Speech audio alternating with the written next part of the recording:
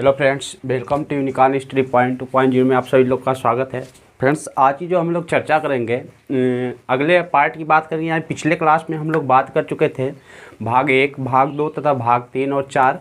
यहाँ तक क्लियरली सब लोग को याद हो गया होगा।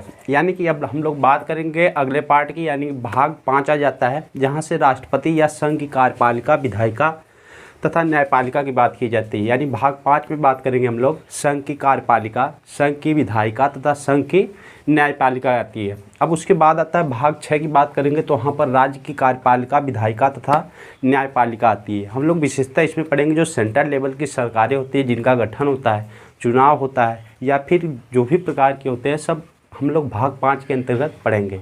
तो सबसे पहले हम लोग यहाँ पर बात करेंगे पार्ट 5 यानी भाग 5 की बात करेंगे। इसमें आ जाता है हमारा संघ के जो भी सेंट्रल लेवल की सरकारें हैं उनके बारे में। तो सबसे पहले बात करेंगे हम लोग, पिछली क्लास में 51 तक आर्टिकल हो गया था, यानी कि पूरा फिनिश।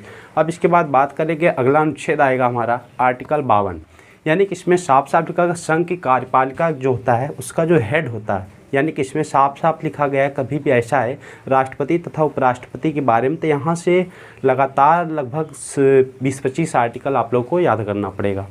तो सबसे पहले हम लोग बात करेंगे आर्टिकल या अनुच्छेद 52 की। तो इसमें लिखा गया है भारत का एक राष्ट्रपति होगा, ठीक है। यानी कि भारत का एक संवैधानिक देश देखा जाए तो संविधान में इसका आर्टिकल 52 में उल्लेख किया गया है, और भारत का पहला नागरिक भी कौन होता है? राष्ट्रपति होता है। तो सबसे पहले बात करेंगे आर्टिकल 52 में भारत का एक राष्ट्रपति होगा, और 53 में दिया गया है कार्यपालिका की समस्त शक्तियां राष्ट्रपति के हाथों में निहित होगी। यानी कि वह उसका संचालन खुद या उसके द्वारा नियुक्त किसी भी सरकारी प्राधिकारी या इसके अलावा किसी को भी नियुक्त कर सकता है, जो उसका यूज कर सकता है। यानी कि एक प्रकार से राष्ट्रपति का पद क्या है? संवैधानिक होता है, और राष्ट्रपति क्या होता है? हेड ऑफ स्टेट होता है। यानी का भारत पूरे संघ का क्या होता है? हेड होता है। लेकिन अगर एक प्रकार देखा जाए तो जो संघ की कार्यपालिका की वास्तविक शक्तियाँ होती है वो मंत्रिपरिषद में निहित होती है। यानी कि प्रधानमंत्री सहित जिसके जितने भी उसके मंत्रिपरिषद होते हैं उन सबके हाथों में क्या होती है? नियुक्त होती है।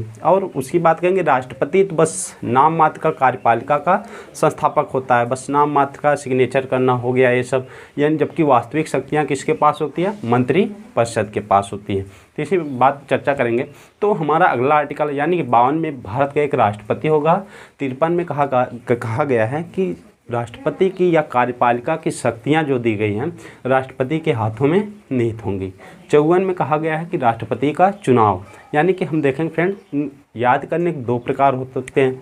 एक तो डीपली याद करेंगे, यानी कि पूरा डीपली जो बात करेंगे तो स्टेट लेवल छोड़कर बाकी सभी बड़े बड़े एग्जाम में आने की संभावना जहां बनती है तो उसको समझने के लिए काफ़ी होगा।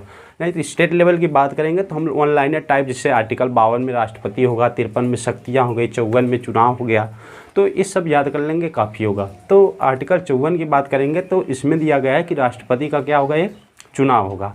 तो राष्ट्रपति का चुनाव जो होता है एक निर्वाचक मंडल के सदस्य द्वारा किया जाता है। तो अब बात करेंगे निर्वाचक मंडल क्या होता है। तो यहाँ पर बात करेंगे, अगर निर्वाचक मंडल की बात करेंगे तो निर्वाचक मंडल में पहला पॉइंट याद रखेंगे, संसद के दोनों सदनों के निर्वाचित सदस्य भाग लेते हैं। क्या करें फ्रेंड? संसद के दोनों सदनों के निर्वाचित सदस्य भाग लेते हैं, तथा प्रत्येक राज्यों के, यानी कि टोटल राज्य की बात करेंगे, टोटल 28 राज्य में से प्रत्येक राज्य के विधानसभा के निर्वाचित सदस्य भाग लेंगे। और उसके बाद बात करेंगे 1992 70वां संविधान संशोधन द्वारा दिल्ली तथा पांडिचेरी में विधानसभा सीटें आरक्षित की गई। यानी कि यहाँ पर अब विधानमंडल की बात कर लें तो राज्य सेंट्रल हो गया या केंद्र शासित प्रदेश, भारत के दो ऐसे केंद्र शासित प्रदेश हैं, दिल्ली तथा पांडिचेरी, जहां से विधानसभा सदस्य भी वहां से भाग लेते हैं। अब नोट करके इसमें बात ये आ जाती है पॉइंट करके कि इसमें कौन से लोग भाग नहीं लेते। यानी कि इसमें साफ साफ लिखा गया है कि संसद के दोनों सदनों के निर्वाचित सदस्य भाग लेते हैं, यानी कि मनोनीत सदस्य की बात नहीं की गई है। यानी कि पहले की बात करें तो राज्यसभा से 12 हो गए, लोकसभा से 2 और विधानसभा से 1 जो सदस्य होते हैं मनोनीत किए जाते हैं। कला क्षेत्र हो गया, या फिर आप योग सोशलिज्म की बात कर लें,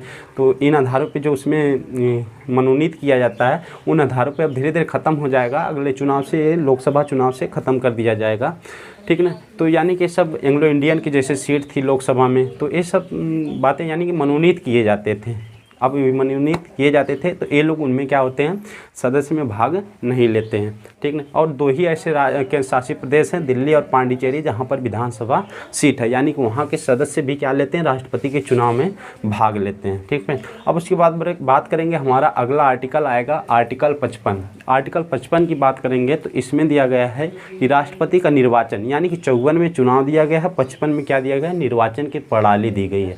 यानी कि इसमें लिखा गया है कि राष्ट्रपति का निर्वाचन एकल संक्रमित मत द्वारा किया जाता है, यानी कि इसका जो चुनाव होता है गुप्त रखा जाता है। यानी कि इसका 2 प्रकार होता है, एकल संक्रमित मत के द्वारा क्या किया जाता है, चुनाव कराया जाता है, और इसके मत को क्या किया जाता है, गुप्त कराया जाता है। आर्टिकल 71 में साफ साफ लिखा गया है कि यदि राष्ट्रपति या उपराष्ट्रपति, ये मेनली राष्ट्रपति के बारे में कहा गया है कि यदि राष्ट्रपति के चुनाव में किसी प्रकार का कोई विवाद उत्पन्न होता है तो इसका न्याय क्षेत्र सुप्रीम कोर्ट होगा, यानी कि इससे संसद से कोई रिलेट नहीं करेगा। यदि इसके विवाद संबंधी कोई भी ऐसा विवाद उत्पन्न होता है तो कहाँ जा सकता है, सुप्रीम कोर्ट जा सकता है, ठीक है।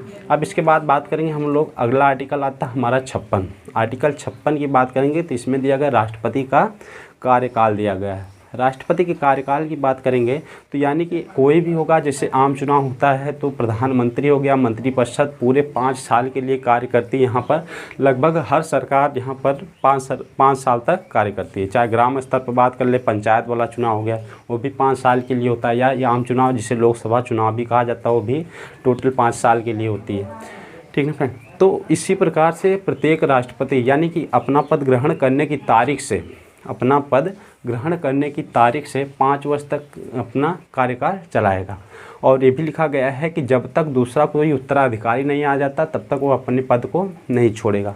फिर उसके बाद लिखा गया है कि अगर उसे अपना त्यागपत्र देना है तो उसे उपराष्ट्रपति को संबोधित करते हुए अपना त्यागपत्र देना पड़ेगा, और ये सब लोकसभा अध्यक्ष को सूचना देनी पड़ेगी कि वह त्यागपत्र दे रहा है। यह चौथा पॉइंट हो जाता है इसका कि राष्ट्रपति को महाभियोग के जरिए उसे उसके पद से हटाया जा सकता है। ये याद रखें फिर, महाभियोग कई बार आर्टिकल पूछ सकता है कि महाभियोग की जो अवधारणा दी गई है जिसमें कहा गया महाभियोग कैसे लगाया जाता है राष्ट्रपति पर, क्या प्रेरणा होती है, संसद में कहाँ सदन में पारित किया जाता है, तो ये सब आर्टिकल 61 में दिया गया। तो इसको याद रखेंगे, आर्टिकल 61 में अलग से दिया गया। तो अभी हम लोग बात कर रहे हैं 56 की, जिसमें कार्यकाल दिया है, ठीक है। अब उसके बाद बात करेंगे, हमारा आर्टिकल आ जाता है आर्टिकल 57। आर्टिकल 57 की बात करेंगे तो इसमें क्या दिया गया, इसमें दिया गया है कि राष्ट्रपति पुनर्निर्वाचित होने के लिए क्या पात्र हो सकता है या नहीं हो सकता है। ये सब अवधारणाएँ कहाँ दी गई है, आर्टिकल 57। यानी कि यद्यपि बात करेंगे हम लोग, कुछ देश ऐसे देश हैं जहाँ पर राष्ट्रपति के रिस्ट्रिक्शन लगाए गए, यानी कोई भी व्यक्ति कुछ सीमित समय के लिए ही क्या किया जा सकता है, वहाँ पर राष्ट्रपति बन सकता है। जैसे अमेरिका की बात करेंगे तो वहाँ एक व्यक्ति केवल 2 बार ही राष्ट्रपति बन सकता है, इससे अधिक बार नहीं बन सकता। लेकिन हमारा जो भारतीय संविधान बोलता है, आर्टिकल कौन सा है हमारा, आर्टिकल हमारा है 57। इसमें साफ साफ लिखा गया है कि भारत का कोई भी नागरिक जो राष्ट्रपति है या राष्ट्रपति के कर्तव्यों का पालन कर रहा है या राष्ट्रपति रह चुका है, वह चाहे जितने मन जितनी बार क्या कर सकता है, राष्ट्रपति बन सकता है। ये आर्टिकल 57 के तहत दिया गया है, ठीक है सर। यानी कि भारत का नागरिक जितनी बार चाहे उतनी बार भारत का राष्ट्रपति बन सकता है। उसके बाद बात करेंगे, हमारा अगला आर्टिकल आता है आर्टिकल नंबर 58 हो जाता है। तो इसमें क्या दिया गया है, मेन लाइन नहीं है, इसकी हेडिंग याद करेंगे। राष्ट्रपति की योग्यता क्या होनी चाहिए, क्या एज रिलैक्सेशन होनी चाहिए, क्या उसके लिए सब कुछ योग्यता दी गई है, ये सब के बारे में हम लोग आर्टिकल 58 में पढ़ेंगे। तो इसमें सबसे पहले लिखा गया है, याद किया, हर पॉइंट करके याद रखेंगे फ्रेंड्स। सबसे पहले बात करेंगे तो इसमें लिखा गया भारत का नागरिक हो, यानी कि कोई भी व्यक्ति हो। जैसे आमतौर से देखा जाता है तो एंग्लो इंडियन आ जाते हैं, तो एंग्लो इंडियन को इतना भरोसा नहीं करके, वो तो अंग्रेज ही रहते हैं, तो ऐसे नहीं कर सकते। यानी कि भारत का नागरिक हो, नागरिकता संबंधी जो भी जानकारी दी गई है वो आर्टिकल 5 से लेकर 11 तक दी गई है। तो उसको पीछे जाके रिव्यू करके देख सकते हैं, पिछले वीडियो में बनाए हम लोग हैं। यानी कि भाग 1 की बात करेंगे, भाग 2, भाग 3, भाग 4 सब इम्पॉर्टेंट है, सबको याद कर लीजिएगा। यानी कि पीछे बात करें नागरिकता संबंधी जो भी जानकारी आर्टिकल 5 से लेकर 11 तक, भाग की बात करें भाग 2 हो जाता है, तो वहाँ पर दिया गया। तो इसमें लिखा गया 58A में भारत का नागरिक हो, वह 35 वर्ष की आयु पूरा कर चुका हो, यानी कि 35 वर्ष से कम ना हो, 35 वर्ष की आयु क्या कर लिया हो, पूरा कर लिया हो। और दूसरी बात होती है उसकी लोकसभा सदस्य बनने की योग्यता रखता हो, यानी लोकसभा सदस्य होना जरूरी नहीं है, यानी कि उसकी क्या है, योग्यता होनी चाहिए। फिर उसके बाद दिया गया है कि वह लोकसभा यानी कि संसद के किसी भी सदन के लोकसभा के सदस्य का करीब 50 सदस्यों द्वारा उसे क्या होना चाहिए, प्रस्तावित होना चाहिए तथा 50 सदस्यों द्वारा उसे अनुमोदन होना चाहिए। और उसके बाद लिखा गया है कि प्रत्येक राष्ट्रपति जो अपने उम्मीदवारी के लिए चुनाव लड़ता है उसे 15,000 रुपये जमानत राशि जमा करनी पड़ती है। यानी कि एक प्रकार राशि होता है, लगता है और इसे जमा करना पड़ता है। यदि हारा हुआ प्रत्याशी टोटल कुछ वैध वोटों का 1/3 भी नहीं प्राप्त कर पाता है तो उसकी जमानत राशि क्या होती है, जब्त कर ली जाती है। इसी को बोलते हैं जमानत राशि जब्त होना, यानी कि वह पैसे क्या होंगे 15,000 वापस नहीं किए जाएंगे। ठीक है, अगले बात करेंगे। अगला आर्टिकल हमारा जाता है, अगला आर्टिकल 59 हो जाता है। 59 की बात करेंगे। इसमें दिया गया है राष्ट्रपति पद की शर्तें, यानी कि इसमें कुछ शर्त दी गई है। यदि कोई व्यक्ति राष्ट्रपति अगर पद के लिए चुनाव लड़ रहा है, ठीक ना, तो वह संसद के किसी भी सदन का यानी कि लोकसभा या फिर राज्यसभा का सदस्य नहीं होना चाहिए। अगर ऐसा या फिर किसी भी राज्य विधानमंडल का सदस्य नहीं होना चाहिए।